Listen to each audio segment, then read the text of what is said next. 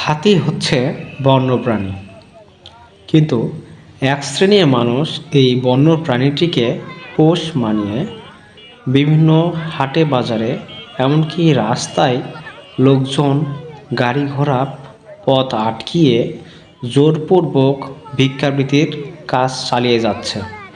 আমার চোখের সামনে ঘটে যাওয়া একটি ভয়ঙ্কর দুর্ঘটনার কথা আজকে আপনাদের সাথে শেয়ার করতেছি। গত বছরের কোনো এক শনিবারের দিন আমি অফিসের কাজে রওনা দিয়েছিলাম। আদমদীঘি যখন পৌঁছাই, দেখি রাস্তাতে একটা হাতি মেন রোডে পথ আটকিয়ে বিভিন্ন গাড়ি ঘোড়ার থেকে টাকা উঠাচ্ছে। আমাকে থেকেও 10 টাকা নিয়েছে।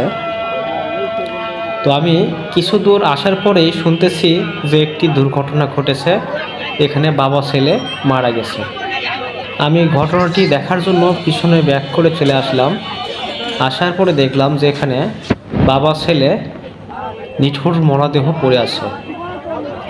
পরবর্তীতে শুনলাম যে এখানে মেন রাস্তায় যখন ওনাদের হাতি পথ আটকাই ছিল, ওনারা ভয়ে একটু রাস্তার মাঝখানে চলে আসছিল এবং ঘটনাস্থলেই একটি ট্রাক তাদের চাপা দেয়।